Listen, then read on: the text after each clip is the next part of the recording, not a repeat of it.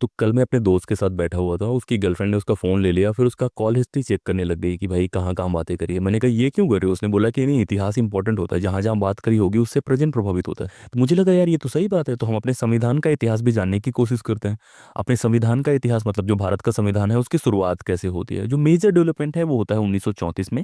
M N Roy एक thinker हैं जिन्होंने पहली बार आइडिया दिया कि भारत को अपना संविधान बनाना है, और वो संविधान ब्रिटिश वाले संविधान से अलग होगा। उस आइडिया के बाद भी बहुत सारी चीज़ें होती हैं, कांग्रेस कुछ चीज़ें पास करता है, लेकिन एक मेजर डेवलपमेंट होता है कैबिनेट मिशन के आने से। कैबिनेट मिशन याद रखना, और क्रिस्प मिशन से कैसे अलग है वो भी कभी देखने की कोशिश करना। इतने वर्ड्स पे मत जाओ, पढ़ा करो कभी कभी।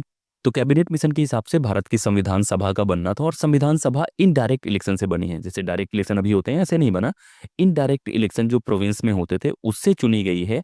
उसमें भी केवल ब्रिटिश जो इंडिया था उसी से लोग नहीं चुने गए, जो प्रिंसली स्टेट थे, राजे रजवाड़े थे, वहां से भी लोगों को चुना जाना था, या वहां से मनोनीत करते वो लोग। ऐसे कर करके उन्होंने एक स्कीम दी कैबिनेट मिशन ने। उसके बाद 9 दिसंबर 1946 को पहली बार हमारी संविधान सभा बैठी, और 2 साल 11 महीने 18 दिन में हमारा संविधान बन गया। 26 नवंबर 1949 को रेडी हो गया था, लेकिन हमने 26 जनवरी 1950 को इसको लागू करा। तो ये बेसिक इतिहास है अपने संविधान का। उसमें बहुत सारी इंटरेस्टिंग बातें हैं जो मैं एक एक करके लाने की कोशिश करूंगा।